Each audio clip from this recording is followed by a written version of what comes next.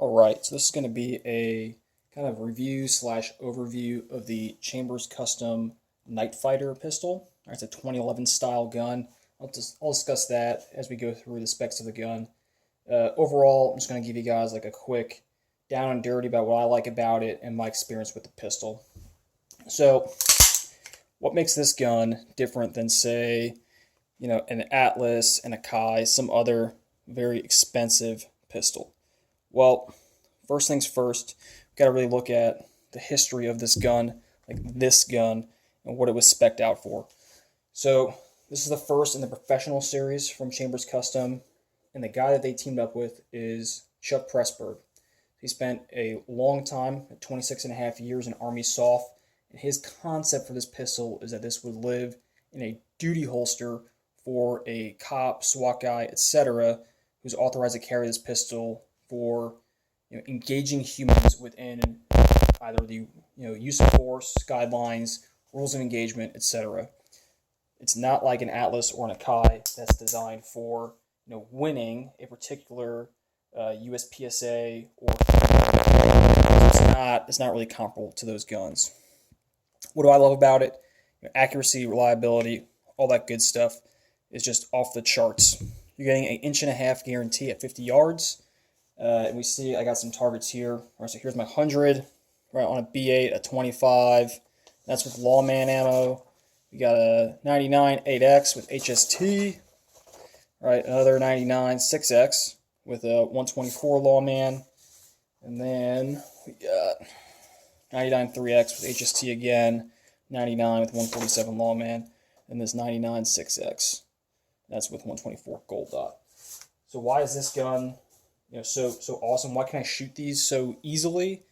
Because it is ergonomically superior to anything else on the planet, and that's what that flat trigger, right, a 1911 style trigger pull is giving you, right? It presses straight to the rear, unlike some other pistols, right, that will hinge. So, might as well start with the trigger. That right there is the take-up. That's all it is to the wall. 3.5 pounds. Crisp, consistent break. Again, back to some of those other competition style guns, looking at like 1.5 pound, 2 pound pull.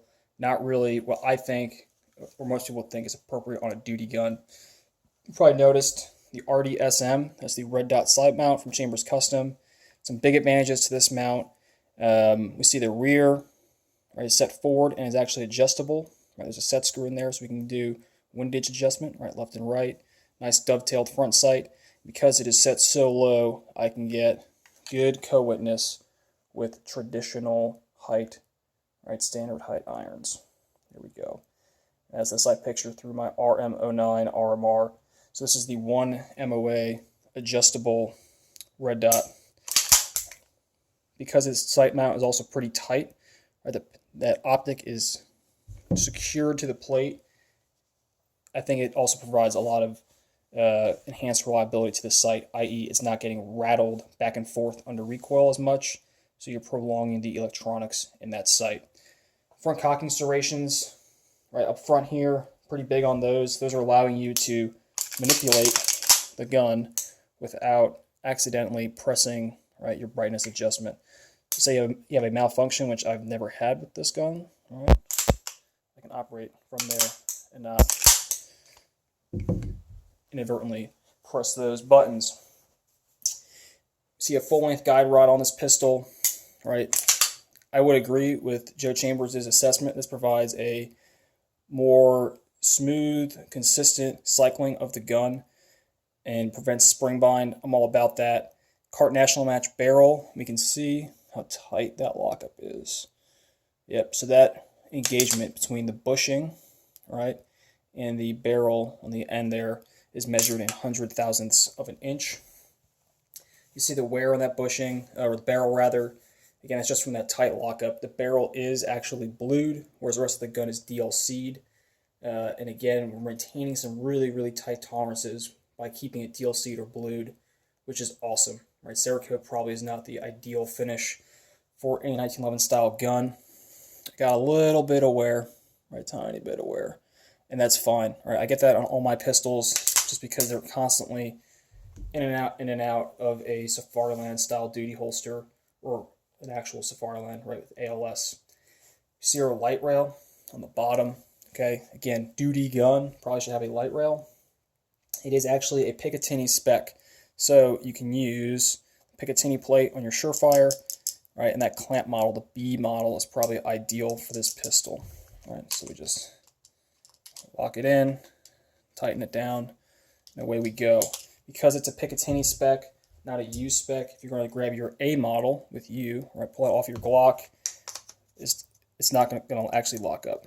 Okay, so you can't use that one.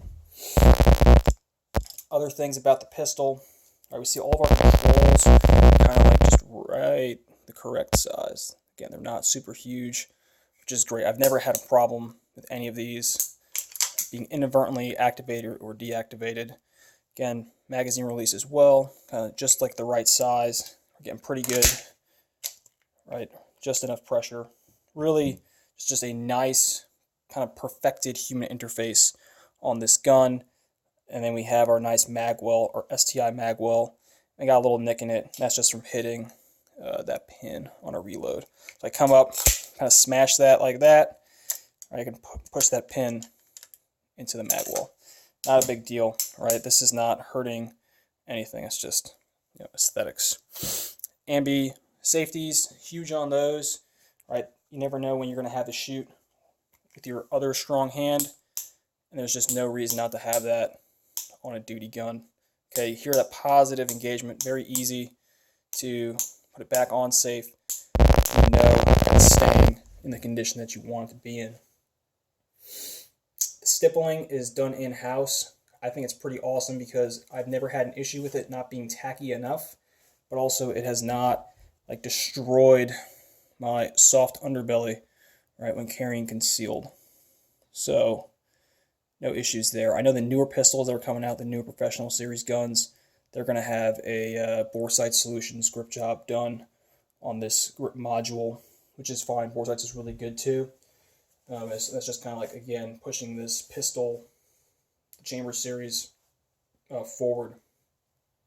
As far as magazines, you will get MBX mags. These are like the primo magazine, I think, are better than the STI mags, and they come with a price that matches it. But really the big thing here, as you can see, right, that round is presented at a really, really good feed angle, which enhances your reliability. And that's even with a full 18 rounds of 147 HST sitting in that magazine. So you got to pay for with magazines. These 18 rounders from Chambers work just fine, no problems. They sit a little bit proud of that magwell, which is okay, right? This gun was designed to ride in a duty holster. Having a little bit of magazine exposed is not an issue. If you want to get other magazines, right, so for instance this 20 rounder from STI, right, it works no problems. I have a whole video about mags as well on this channel if you want to go visit that.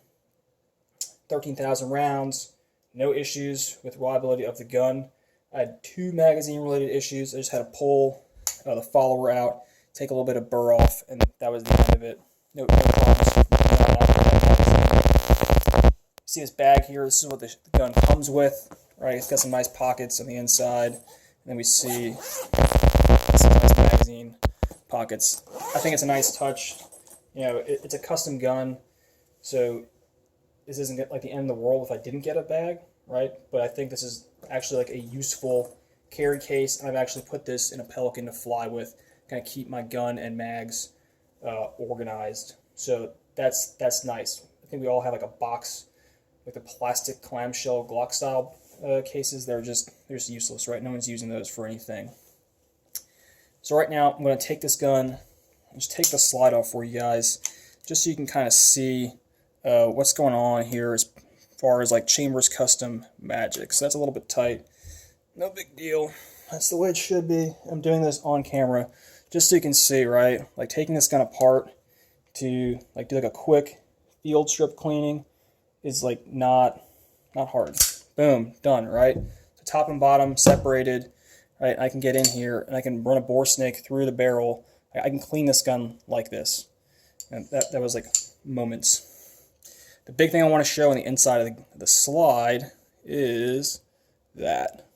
So that ramp is a Marvel disconnector cut. So what that does is that enables the slide to gradually depress the disconnector as the gun cycles. So why is that important? That's important because it makes the gun cycle smoother and it reduces wear on parts. By cycling smoother, right, by reducing resistance, what we're doing is making this gun more reliable, right? Because the gun has to go back into battery, right? And then anything that's potentially inhibiting that is hurting reliability. It's pretty simple. That's a big thing. Joe Chambers also lowered this slide stop pinhole a little bit in this frame. So that's changing the way the gun locks up in cycles, like for the better. So I think that is like a very concrete difference, right, of a Chambers gun versus another model of 2011 or other pistol, right? Your Atlas, your Kais, whatever it is that you're shooting, right? They just don't have that. It isn't that like those guns are horrible, right? Like they're not going to get you killed in the streets, but there's some engineering going on in this pistol that I think sets it apart. Okay, now we'll just make sure our link is lined up. This is like everyone's favorite part of reassembling a Browning gun. Okay, cool. How about that? See that? I'm taking a risk by doing this on camera. Done. Problem solved, problem staying solved. Okay, I've seen people have a lot more trouble trying to put a Glock back together or apart. Right now, that's necessarily like a fair comparison. We see a box of Lawman ammo on the table. Right, I'm shooting a lot of 147 now. I've also shot 124 Lawman and the 124 like MEN Uber ammo from Germany.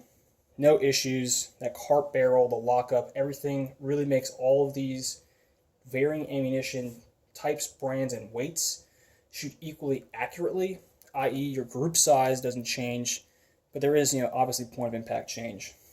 That's pretty cool. Back when I was really deep into Glocks, I was shooting KKM barrels, and if I did not shoot a 124 grain round out of that KKM barrel, I was not getting the same kind of accuracy.